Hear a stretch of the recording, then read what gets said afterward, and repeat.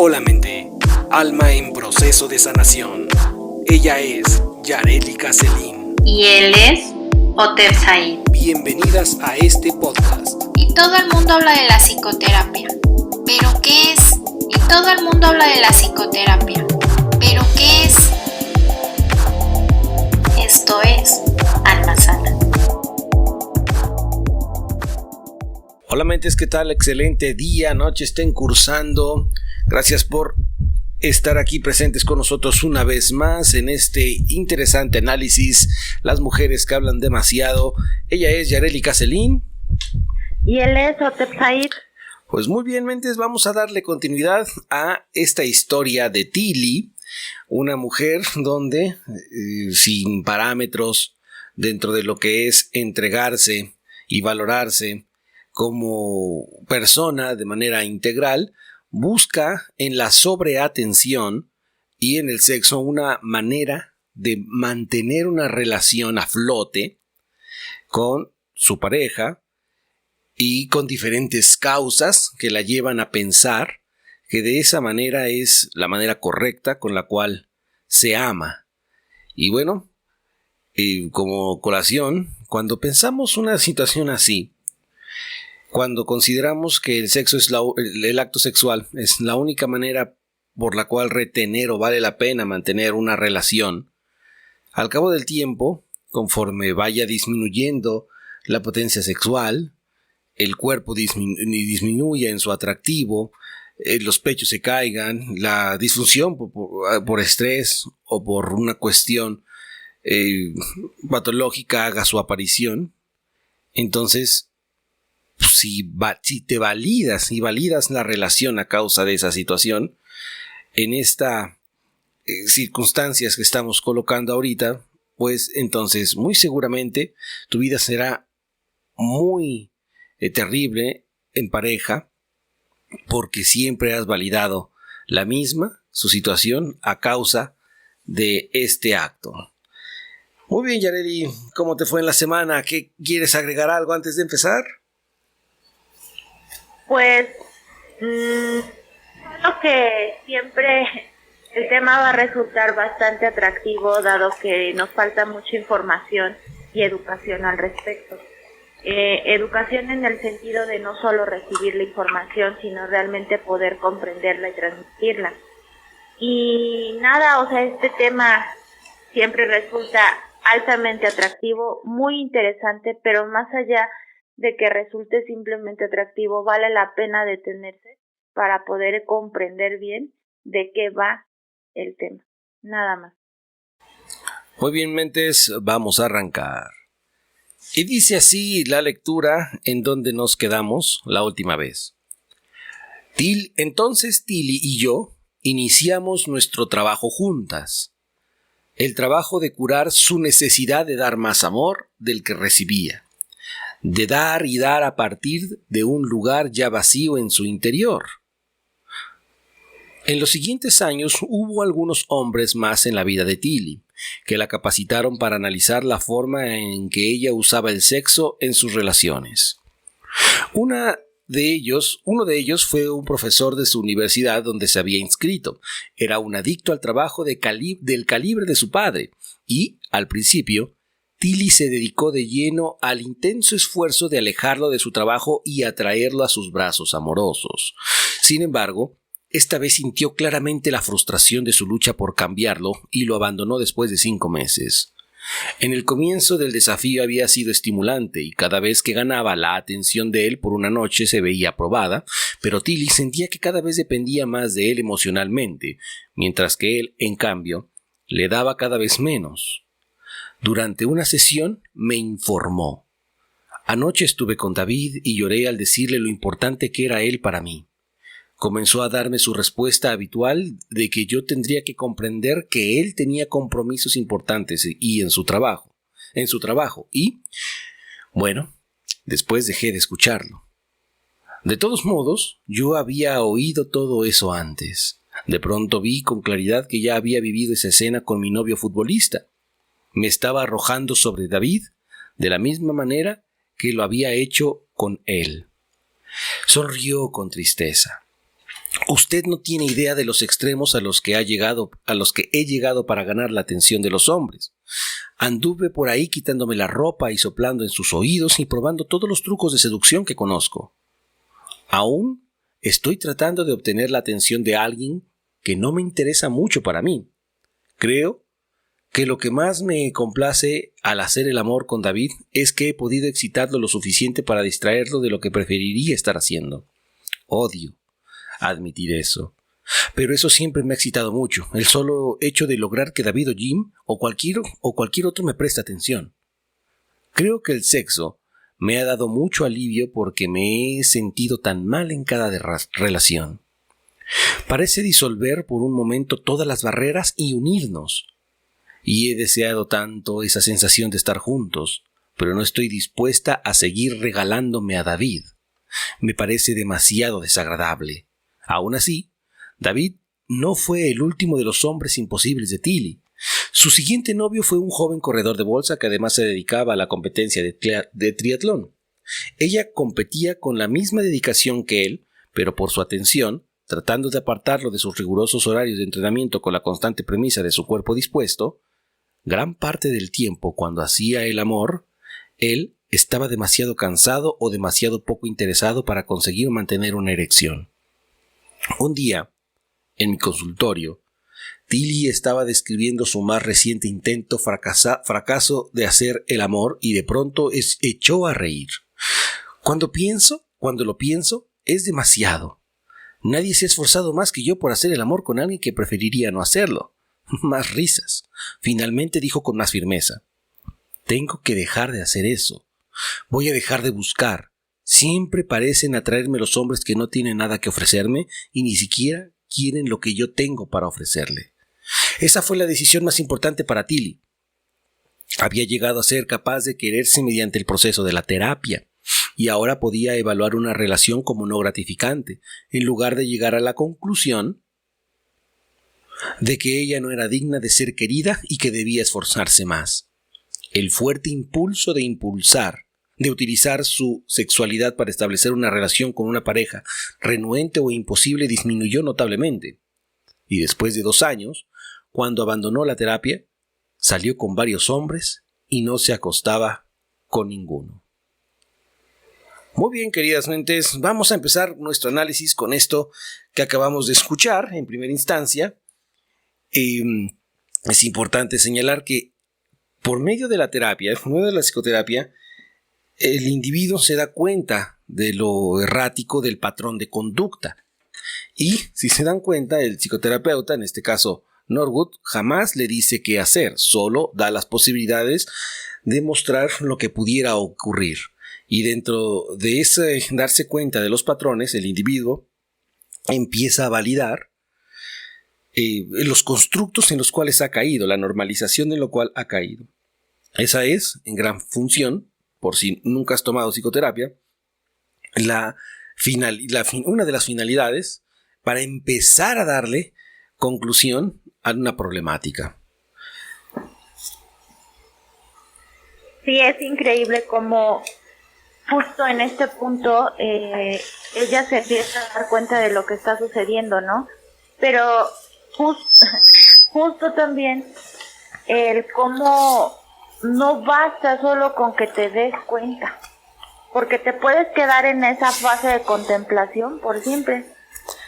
Sí, y de hecho se empieza a sufrir más porque ya te das cuenta del problema y por alguna cuestión no tienes la voluntad para frenar el patrón o uno de los patrones que contribuye a tu autodestrucción. Y eso, cuando te das cuenta de lo que tienes y sigues haciéndolo y sabes que esa acción te desvalida, es todavía peor para el individuo. Exacto, porque ahora ya lo sabes. Algo que antes a lo mejor era un tanto evidente para otros, pero quizá no para ti. Llegando a este punto, ya te diste cuenta, ya lo identificaste. Pero ahora el hacer o no hacer va a depender únicamente de ti. Y esta es la parte que a mí me encanta más. Sí, y es el punto de quiebre en el individuo que toma terapia entre si continuar o no, entre si seguir darse cuenta de todo lo que tiene que limpiar o preferir ya no hacerlo porque el proceso de catarsis curativa en ocasiones se tiende a sufrir más por lo que originalmente venías, ¿sí? Ahora, reforzamos la situación de Tilly en el proceso de entregarse para llamar la atención. Y nos encontramos con que también buscaba una similitud en los patrones de conducta de su padre. Nos encontramos que ella se da cuenta ya que emplea el acto sexual para validarse y que por ello se entregaba de una forma desmedida y rápida a las relaciones interpersonales con quienes buscaba tener una vida en pareja. Y ello se va dando cuenta de ese patrón, empieza a frenar con sus relaciones futuras y ahí, para romper mentes, cuando empiezas a romper un patrón, es un gran logro para ti. De entrada es reconocerlo, aceptarlo e ir comprendiendo el por qué es así, para que dejes de hacerlo, para que comprendas el daño que ello implica. Y después, empezar a cesar el patrón es todavía otro avance dentro del proceso de sanación. Y Tilly lo iba logrando. Al igual que tú puedes estar logrando ese cese de patrones que contribuyen a tu desvaloración. Y me encanta cómo sucede en esta parte de la historia, porque no es como que ella dejó de salir con hombres, así como y dejó de salir, no, o sea, la historia no va hacia allá. En las siguientes líneas nos hace referencia a que meses posteriores continuó saliendo con hombres, pero ya no se involucraba sexualmente con ellos. Así es, un gran avance para nuestra pequeña Tilly. Continuamos. Es tan distinto salir con hombres y realmente prestar atención respecto de si me gusta, si lo estoy pasando bien, si me parece una persona agradable. Nunca pensé en estas cosas antes. Siempre trataba de agradar a quien quiera que estuviese conmigo, de asegurarme de que él lo pasara bien conmigo y pensara que yo era una persona agradable. ¿Sabes? Después de una cita nunca pensaba si quería volver a ver a esa persona. Estaba demasiado ocupada preguntándome si yo le gustaba lo suficiente como para que él volviera a invitarme a salir. Lo hacía todo al revés. Cuando Tilly decidió abandonar la terapia, ya no lo hacía al revés. Podía distinguir con facilidad una relación imposible y aun cuando hubiera alguna chispa de atracción entre ella y su renuente acompañante, se apagaba con rapidez al evaluar con serenidad al hombre. Tilly ya no estaba en el mercado para el dolor y el rechazo. Quería a alguien que realmente pudiera ser una pareja para ella, o bien a nadie. Nada intermedio le serviría. Pero persistía el hecho de que no sabía nada sobre cómo vivir con el opuesto al dolor y al rechazo, el bienestar y el compromiso. Ella nunca había conocido el grado de intimidad que surge de la clase de relación que ahora quería. Muy interesante esto. Si bien había ansiado la intimidad con su pareja, nunca había tenido que funcionar en un clima de verdadera intimidad. El hecho de que le atrajeran los hombres que la rechazaban no fue casual. Tilly tenía muy poca tolerancia para una verdadera intimidad. En su familia no había intimidado mientras ella crecía, solo peleas y treguas, y cada tregua marcaba más o menos el comienzo de la siguiente pelea. Había habido dolor, tensión y ocasionalmente cierto alivio del dolor y la tensión, pero nunca una verdadera forma de compartir, una verdadera intimidad, un verdadero amor. Ni una reacción a las manipulaciones de su madre. La fórmula de Tilly para amar había sido entregarse sin pedir nada a cambio, cuando la terapia la ayudó a salir de la trampa de su martirio sacrificado. Sabía con claridad lo que debía hacer, lo cual era un gran adelanto, pero apenas había recorrido la mitad del camino. Un párrafo que dice cosas profundas mentes y que, en verdad, el amar genera temor, genera miedo. Aquí Norwood hace algo filosófico. La intimidad no es el acto sexual. Va a llegar un momento en que si tú tienes este tipo de patrones, ya desnudarte para entregarte va a ser pues como ir por unas papas a la tienda. Pero ¿qué ocurre cuando alguien se interesa realmente en ti?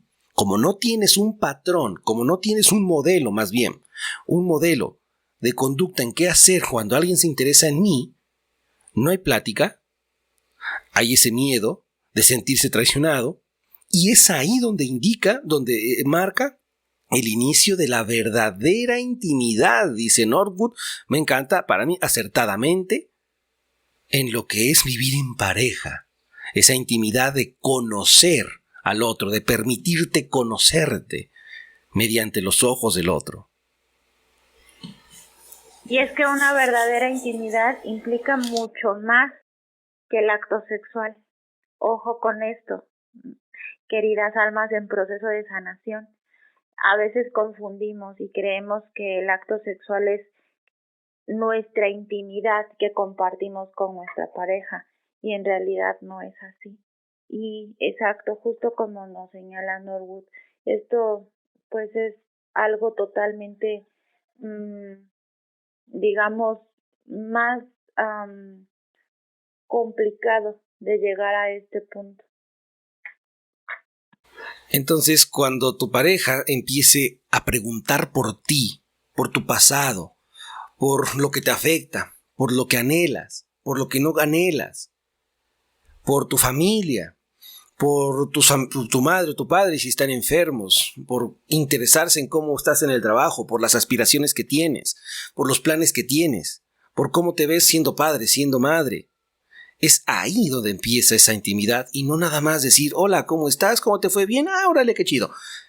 Y continuar con esa relación, entre comillas, de pareja, porque así, un individuo que no se involucre en lo que te ha llevado a ser hoy la mujer que eres, hoy el hombre que eres, quien no se ocupe de eso, quien no quiera conocer de dónde vienes, mentes, no es ahí. Ahí no es. Y aquí recuerden también que es algo bien importante, el hecho de cómo cuando te sientes como extraño, como de repente, híjole, ¿por qué no necesito esforzarme tanto para tener su atención? ¿Por qué esta relación no está resultando desafiante? En ese momento, extrañamente, tiendes a sabotear la relación. Por ese miedo que te da sentirte verdaderamente desnudo ante el quien tienes enfrente. Exactamente. Y es que hay muchísimas experiencias en nuestro pasado que ya conocemos a la gente y que no queremos que se sepan. ¿Por qué? Porque es mío, es mi intimidad, decimos. Pero en la vida de matrimonio, en grandes ocasiones, una actitud o acciones incorrectas dentro del matrimonio tienen un pasado en un suceso adverso, en un suceso que te marcó. Y si no lo compartes, o si al compartirlos la pareja no encuentra cómo contribuirte, y si no se asiste a psicoterapia porque se ignora lo que es, porque no hay alguien capacitado para contribuirte o consideres que es capacitado, te da pena, etc., el patrón lo seguirás repitiendo. Y de esa manera el matrimonio tenderá a la baja por no trabajar aquellos sucesos traumantes que hoy están afectando, lo sepas o no, ese mismo desarrollo. Generalmente la mujer, cuando se siente rechazada dentro del matrimonio o en una situación de pareja, se siente fea, se siente menos, se siente que debe llamar más la atención o hacer un sobreesfuerzo para que el amo, en este caso su pareja o quien le interese, la valide diciéndole, estás guapa, luces bien. Y la mujer o el hombre espera esa validación de aquel por el que se vistió, de aquel por quien se arregló. Cuando esperas esa validación, empieza, generalmente en una de las circunstancias, a razón de ego, de no quererte sentir rechazado o rechazada, una creatividad para seguir llamando la atención sin darte cuenta que solamente ahí te sigues desvalorando. por sucesos que están relacionados con algún pasado donde alguien te estuvo diciendo fea, tonta, o te dijo palabras hirientes al respecto, y por muy bella o muy bello que estés, te sabes feo, te sabes que no vales si no llamas la atención del otro, y hasta que lo logras es cuando te empiezas a sentir bien por la verificación del otro. Bien. Sigue esta lectura. Vamos conmigo. La siguiente tarea para Tilly era aprender a estar simplemente en compañía de hombres a quienes considerara agradables, aun cuando además le parecieran un poco aburridos. El aburrimiento es la sensación que a menudo experimentan las mujeres que aman demasiado cuando se encuentran con un hombre agradable, lo coloca entre comillas. No se oyen campanas, no explotan cohetes, no caen estrellas del cielo. En la ausencia de excitación se sienten inquietas, irritables y torpes, un estado generalmente incómodo que se cubre con un rótulo de aburrimiento. Tilly no sabía comportarse en presencia de un hombre amable, considerado y realmente interesado en ella. Genial. Al igual que las mujeres que aman demasiado, su habilidad para relacionarse estaba preparada para los desafíos, no para disfrutar simplemente la compañía de un hombre. Si no tenía que maniobrar y manipular a fin de mantener la relación, le resultaba difícil relacionarse con ese hombre, sentirse cómoda con él.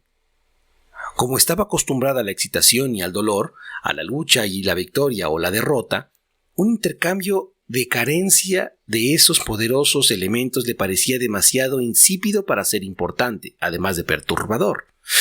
Por irónico que resulte, había más incomodidad en presencia de sujetos agradables, confiables y alegres de la que había habido con hombres que no respondían, emocionalmente distantes, inaccesibles o no interesados.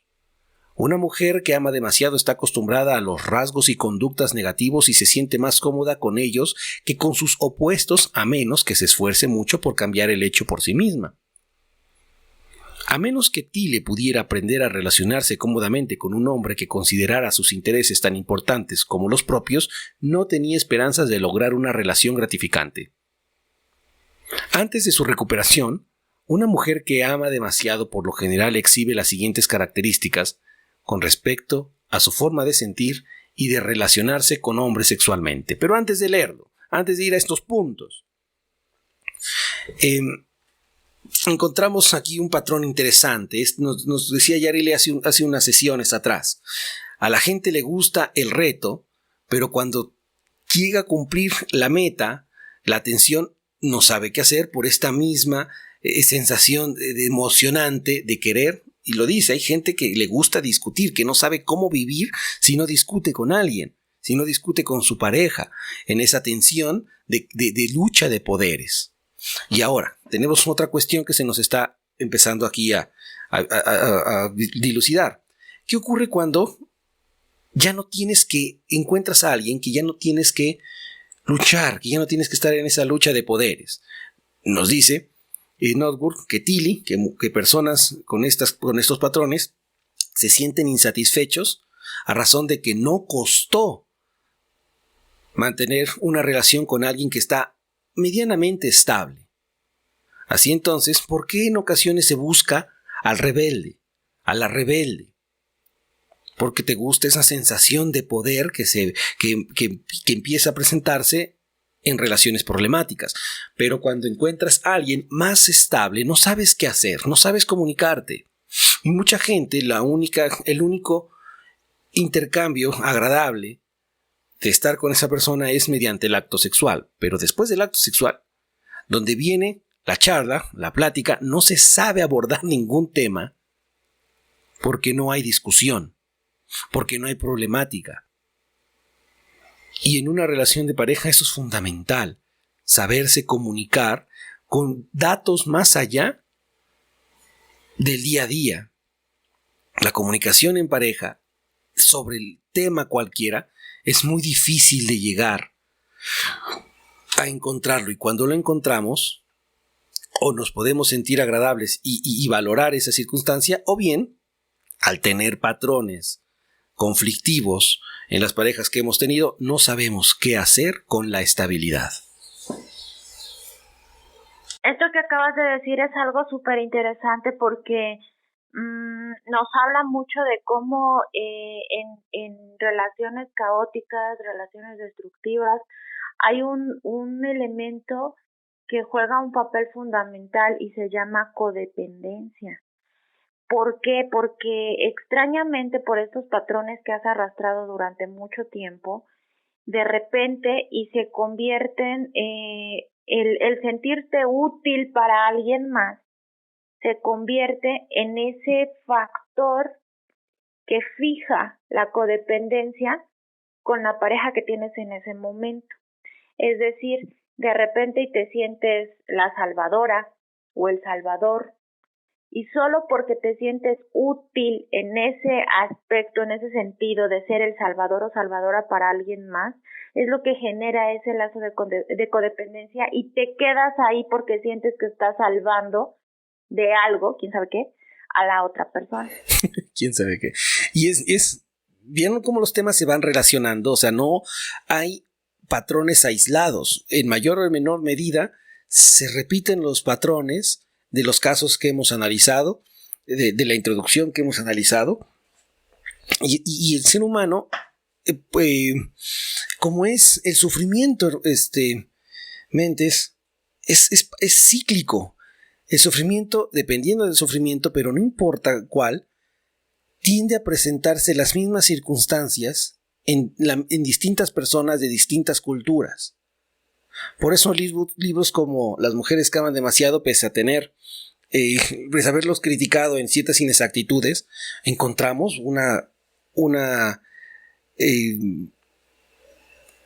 análisis en cómo el sufrimiento tiene patrones que en diferentes personas se va a ir cumpliendo.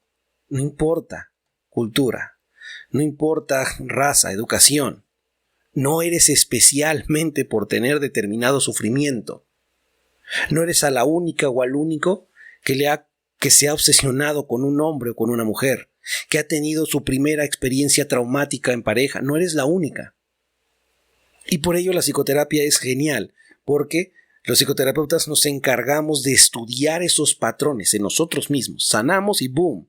Llevamos a la práctica en nuestro servicio aquella solución encontrada porque se sabe los patrones por los cuales te encuentras subyugado. Bien. Y continuamos ahora sí con los puntos que nos dice aquí. 1. Pregunta: ¿cuánto me ama o necesita? Y no ¿cuánto lo quiero? ¿Vieron? ¿Ven? Aquí se espera recibir. Y esto es importante en el tema del amor, en vez de dar. 2. ¿Qué tal que tú le has preguntado en sesión has preguntado así como, es que no sé cuánto me ama o cuánto me necesita? Y cuando confrontas esta parte de ¿y por qué te tendría que necesitar, no? Por ejemplo. Sí, cuando ves la parte contraria o cambias la retórica, ahí dices, y hasta se incomoda en ocasiones el individuo. Si no es cuánto te amo necesita, o sea, mente, pues por eso te llegas a obsesionar en relaciones indignas, porque piensas, repito, que vales por el otro, porque piensas que el otro te necesita, como si fueras aire, cabrón. No eres aire. ¿Sí? Y no. La cuantía, ¿no? ¿Cuánto?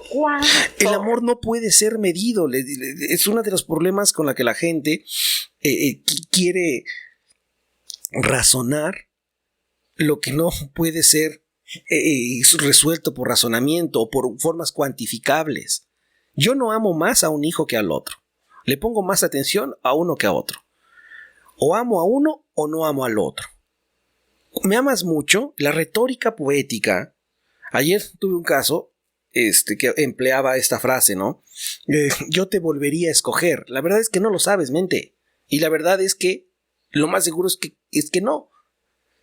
Oye, bueno, aquí también yo tuve una cuestión en la semana y decía algo, no recuerdo si ya lo habíamos dicho, pero creo que sí, ya lo habíamos comentado. O sea, cuando estás en esa parte de convencer, estaría genial que como que te pausaran, te congelaran y tuvieras ese momento para decir, caray, ¿por qué estoy convenciendo? Yo estaba viendo una situación en sesión, y le decía, alto, porque ella es muy buena para vender. Y le decía, y no se sabe vender ella misma, ¿no? Exacto, le decía, eres excelente vendiendo, tienes una habilidad increíble para vender, podrías estarme vendiendo nada en este momento, pero alto, y aquí es algo súper importante, yo siempre súper importante, el hecho de cuestionarte por qué tendría que estar convenciendo a alguien, en este sentido es a tu pareja, ¿por qué tendrías que estar haciendo esa labor de de convencimiento para que se quede contigo? ¿Por qué? Aquí va en este sentido más de reflexión de por qué tendrías que estar haciendo esa labor de convencer cuando en una relación ambos decidieron de manera libre estar juntos, no por lo que el otro me pueda dar o por lo que pueda recibir del otro, o a ver, hago el checklist de si me conviene o no. Es una decisión, antes que otra cosa, es una decisión, y no es una decisión que se da por hecho y vivieron, ¿cómo es? Y hasta que la muerte nos separe o una cosa así, ¿no? Ajá, es una decisión del día a día.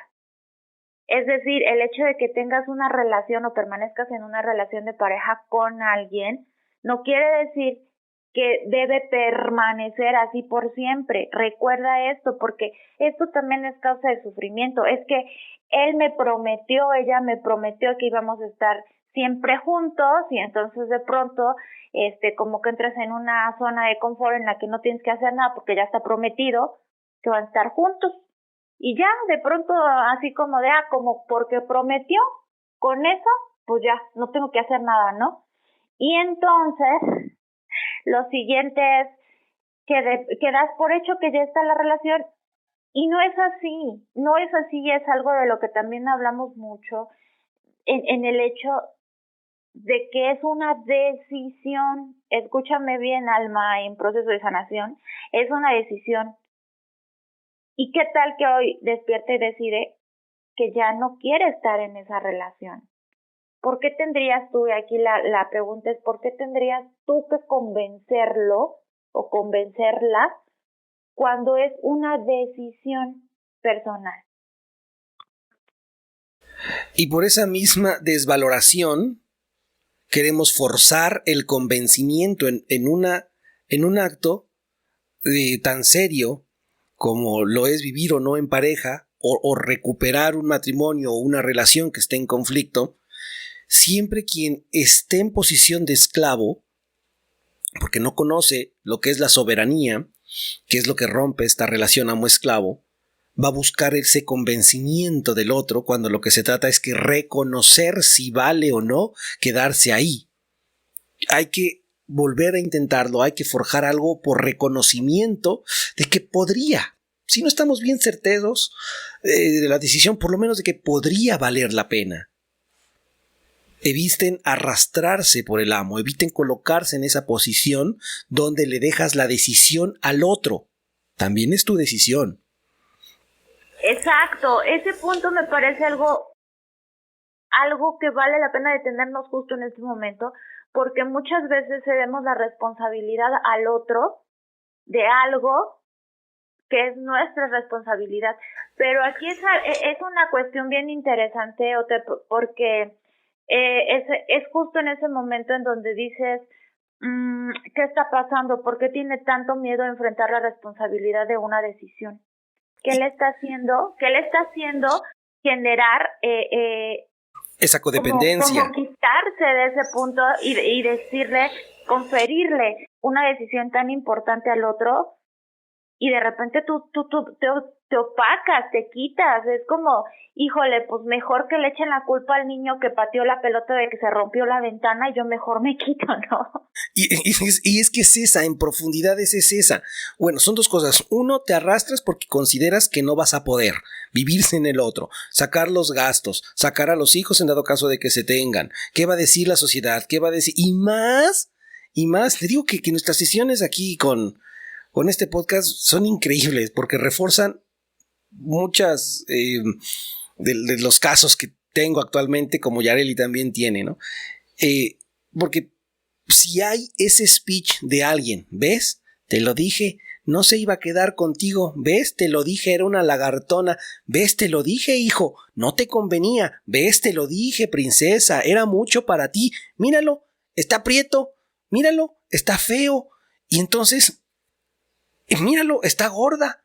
Entonces, esas cosas que no quieres recibir esa cantaleta que tienes presentes cuando es una relación de pareja en matrimonio, es más difícil evitar, o en ocasiones es imposible evitar esos recuerdos, eso que te taladra, que te dijeron hace tiempo cuando no empezabas con esa persona, ¿por qué no debías empezar? Pero pues tú te entregaste por amor, porque te gustaba. Oye, pero le das peso a ese que dirán. Disculpa que te interrumpa, pero aquí también es algo que pareciera, no sé, como de pronto lo tomamos a la ligera. Ok, en ese momento cuando a lo mejor era de esa manera, y esto lo saco a colación porque también vale la pena resaltar que muchas personas realmente sí se esfuerzan por mejorar en aquellas áreas en las que hace un momento decían, ok, ya detectaron, ¿no? Y te decía, bueno, detectar no es suficiente, sino tienes que hacer algo. Sí. Porque si no, puedes quedarte en esa fase de, no, sí, ya lo identifiqué por siempre, ¿no? Y ahí me quedo, ¿no? Ya estoy enfermo de gripa. No, pues sí, ya me quedo. ¿Ya fuiste al doctor? Exacto. No, se me pasa. No, pues identifícalo y soluciónalo. Exacto, pero es también una cuestión, y aquí es algo bastante común que me he dado cuenta que sucede. El hecho de que de pronto se enfocan, o sea, en esta parte del convencimiento de que alguien se quede en una relación, se enfocan muchas veces en todas esas carencias que tenías cuando a lo mejor iniciaron la relación. Es como si se quedaran pausados y utilizan ese argumento como de, o sea, cuando estabas bien, un poco perdido o perdida, se ponen como de, yo estaba ahí, ¿no? Ok. A reclamar lo dado, Exacto. A reclamar lo dado. Es que te acuerdas cuando te ayudé, puta, a ver, si amas y si en verdad amaste. Y a pesar de eso, me quedé contigo. Exactamente. Yo te daba, yo me quedé cuando no tenías nada. Yo me quedé, y entonces empieza esa obsesión por quererse quedar en un lugar donde se supone que tú has dado más y por ello eso te valida para dejarte pisar tu dignidad, arrastrarte. Y eso quien está en posición de esclavo, al buscar al forzar a forzar el que el otro te ponga atención, al dejarle la decisión al otro de si continuar o no, ¿sí? Es porque no quieres hacerte responsable de esa situación por la que estás pasando, y entonces si el otro te rechaza, vas a tener a quién estar golpeando. Es que tú decidiste terminar con esto. Y si no funciona, o si las cosas van mal, no, es que tú decidiste continuar. Le dejas la responsabilidad al otro. Y eso, tomar decisiones y hacerte responsable de las decisiones, es parte de lo que implica la vida adulta. Y es parte también o es uno de los objetivos principales en psicoterapia. Ayer platicaba con alguien y le decía, es que no lo puedas lograr solo, es que se necesita una guía, porque vas a llegar a un punto en donde te vas a quedar atorado y posiblemente te quedes ahí por mucho tiempo, cuando pudiste disfrutar más de esa relación que tienes contigo misma o mismo, ¿no? Y es que esa guía que dices, la gente al no tener modelos de cómo ser padre, de cómo ser madre, de cómo ser novio, porque a los padres nos interesa más que saquen dieces, en vez de profundizar por qué sacas 8, por qué sacas 5, en vez de hablar de, a ver, hija, porque eso es una materia que no se transmite. A ver, la materia de cómo ser, es cómo funcionan las relaciones humanas. No hay modelos de cómo ser mujer, de cómo ser pareja, de cómo arreglar estos conflictos. El especialista sí es el psicoterapeuta, pero esta función, como padres, debemos hacerla en nuestros hijos. Darle modelos por los cuales puedan desenvolverse eficientemente en las decisiones que el adulto va a tomar, quedarse o no con alguien, intentarlo o no con alguien después de una infidelidad, intentarlo o no con alguien después de un abuso de confianza. Eso, y los hijos, serán muy profesionistas, serán muy buenos como empresarios, como políticos, pero no tienen estos modelos de resolución de conflictos o de encontrar la solución a un problema de un día a día en razón de pareja. Imagínate este escenario tan utópico, pero que a mí me encanta, en el hecho de, por ejemplo, no sé, en casa que tengas a un adolescente que anda experimentando estas primeras relaciones interpersonales de pareja y que a lo mejor no le funciona del todo y que te sientas así como cuando te sientas a hacer las cuentas de a ver para qué voy a repartir el dinero en la casa, con esa misma seriedad te sentaras con él y sobre la mesa pusieran este tema tan importante que es saber qué está pasando en esta relación, ¿no? ¿Qué está pasando? ¿Por qué te sientes incómodo? ¿O por qué se sintió incómoda la otra persona? A ver qué sucedió. O sea, imagínate realmente cuánto estarías aportando como adulto. Incluso sería un momento en el que dices, híjole, necesito echarle un poquito más de cabeza, de leer un poquito más, de recibir asesoría de un experto para saber cómo, de qué manera poder tomar o poner sobre la mesa este tipo de temas tan imprescindibles, ¿no? Contrario a ello, tenemos escenarios en donde, ya, o sea, como, ya, ¿cómo que andas sufriendo por esa tontería, no? Sí, me encanta. Sí, efectivamente, sí, no, esto es genial, porque, ya, hijo, es normal, o tú normalizas, es que es su primer amor. No, güey, o sea, si tú dejas a tu hijo... No, es que ya andaba con otro niño y conmigo a la vez. Es normal. Así son. Sí, entonces, es que es una mamada. Es normal. Exactamente, es que es algo indigno decir... mamá, es que ya me engañó. Hija, pues así son. Pues mira, estás joven, estás guapa, tienes buen cuerpo. ¿Qué andas sufriendo por ese de allá? Míralo cómo es. Empiezas a dar los defectos. Entonces la mujer, en este caso, o el hombre, empieza a superar un conflicto de pareja con argumentos ad hominem. Es decir, falacias contra el hombre. Que en lugar de comprender por qué me engañó, dices, es que es un imbécil. Sí está feo. Sí, ya me di cuenta que está cojo. Ya me di cuenta que está gordo. Y entonces empiezas a superar, según tú, el conflicto de la ruptura por argumentos contra el hombre, ad hominem, así se llaman, que son falacias argumentativas, en vez de comprender por qué te engañó. A lo mejor te engañó por falta de atención, desatención, y el otro pensaba que esa era la forma de solucionarse o correcta de buscar lo que no tenía en su casa. A lo mejor te engañó por nada más por caliente, ¿no? Nomás porque quiso. Porque las hormonas están con todo, además a esa edad, ¿no? Exactamente. Entonces empiezas a normalizar. Pero qué tal que tampoco te hablan de qué onda con estas hormonas y piensas que es tu culpa que te abandonen todo el tiempo, ¿no?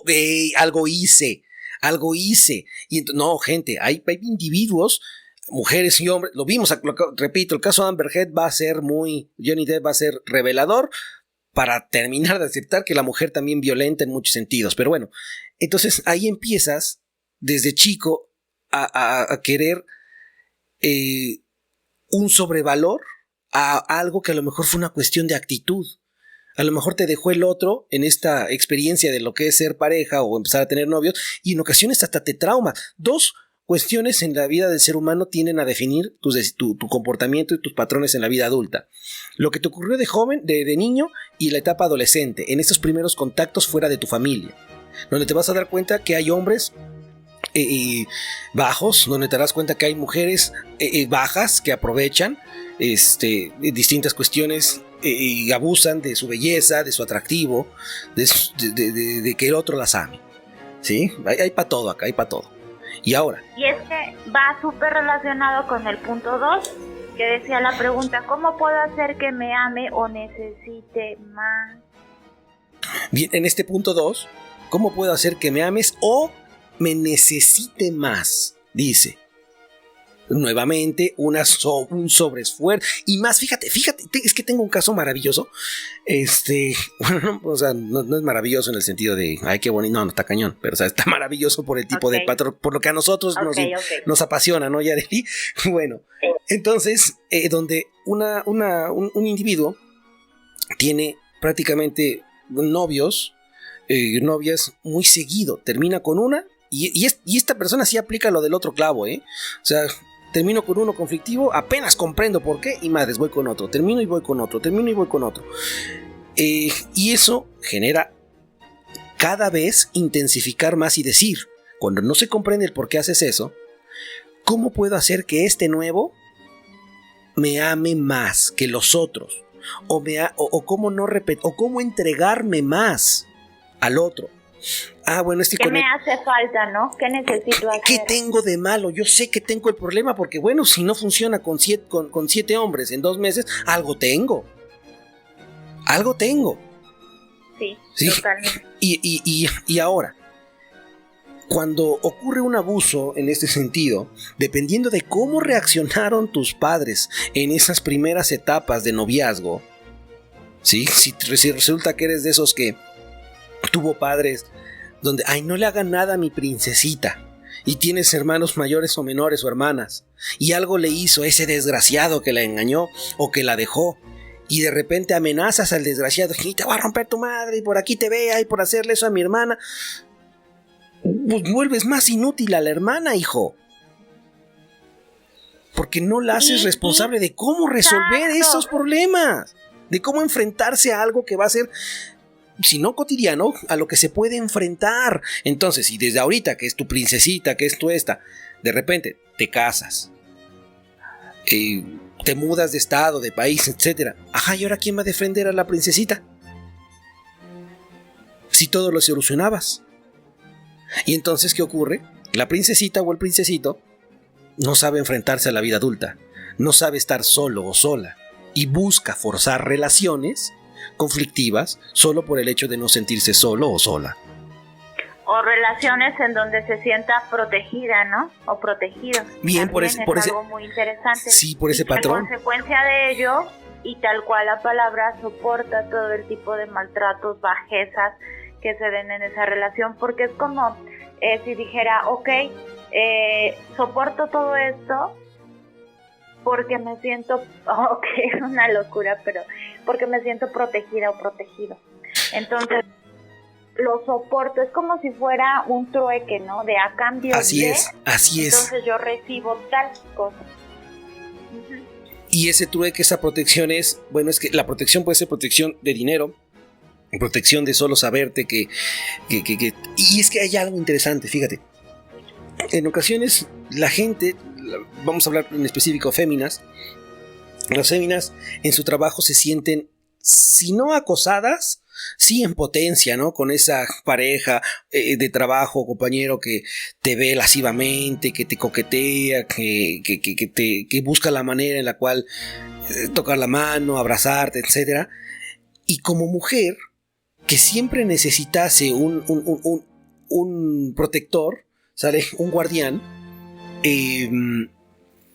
te das cuenta que en ocasiones quieres al otro para que los demás no intenten nada porque sabes que estás casado, sabes que tienes novio.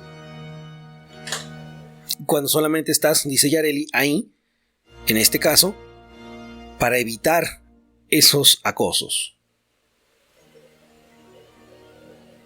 Pero incluso también el cómo poner límite o frenar este tipo de situaciones que se pudieran dar de acoso en el trabajo, porque pues es un vamos, algo que sucede en el día a día. Incluso también es parte de esa habilidad que tienes tú y de la seguridad que tienes para frenar a alguien, para no permitir, Así es. para salir de ese de esa idea de que pues eres que no tienes como esa capacidad ni la fuerza suficiente para decir, oye, alto, no, o sea, también es esa parte interesante que tú decías hace un rato con relación a lo de la princesita, ¿no? O al princesito también, ¿por qué no? Que de pronto y no desarrollan esas habilidades básicas para poder poner límites, porque ojo, esto más allá de cualquier cosa es, en un inicio súper básico, es aprender a poner límites. Y estos nuevamente son habilidades que en primera instancia debieran transmitirse en el hogar, en cómo poner límites. Pero que si no fueron transmitidas en el hogar, pues aquí está la psicoterapia, es una herramienta de vida, por favor, ahí está, voltea a ver.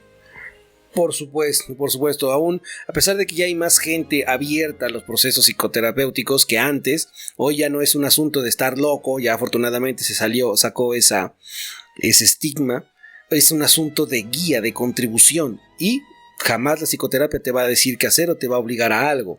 Mediante el proceso, por choque, te puedes dar cuenta que la decisión que ibas a tomar o la inacción que ibas a tomar no era la acertada, y te puedes caer en conflicto ante esa duda que surge, ¿sí? En este mundo que está muy, muy dañado, donde la gente está más dañado que uno, hay que aprender a poner límites, hay que aprender a direccionar esos acosos. No puedes, o sea, yo lo sé, aunque esté en la ley, queridas mentes, si tú denuncias un acoso, bien claro, por teléfono, por verbal, por abrazos, y aunque haya testigos, si tú denuncias ese acoso, la verdad es que te corren.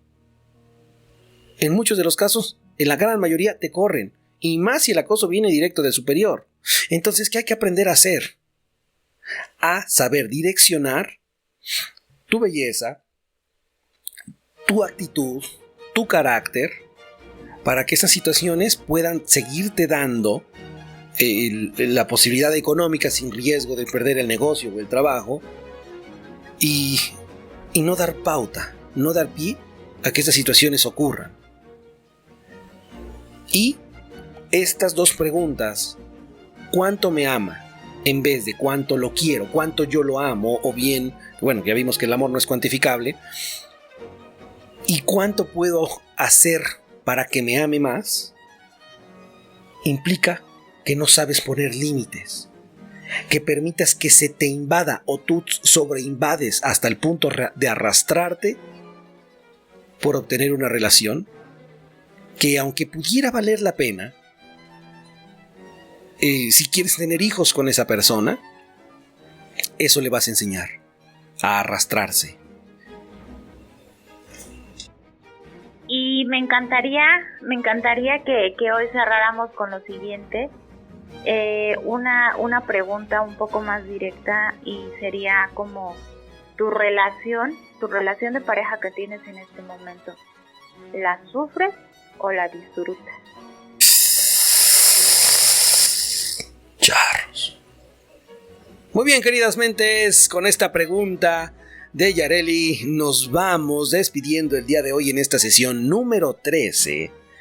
Cerramos con 3 preguntas, las 2 de Norwood, la que nos deja Yareli, y habría que determinar si vale la pena o no ese sobreesfuerzo, y si vale la pena, recuerda que la decisión es de ambos, y si vale la pena, recuerda que ello no implica que tengas que mantenerte o colocarte en una posición de esclavo, tampoco de amo, porque el amo es solo un esclavo con mayor poder.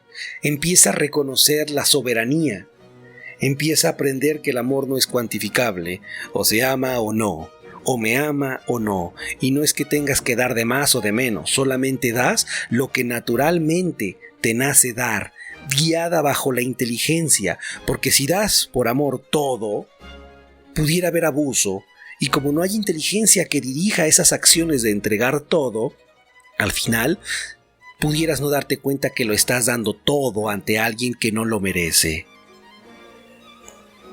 Gracias, queridas mentes. Ella es Yareli Gazelin. Y él es Otep Said. Hasta pronto. Haz conciencia, haz conciencia, haz psicoterapia, psicoterapia, psicoterapia, psicoterapia, psicoterapia.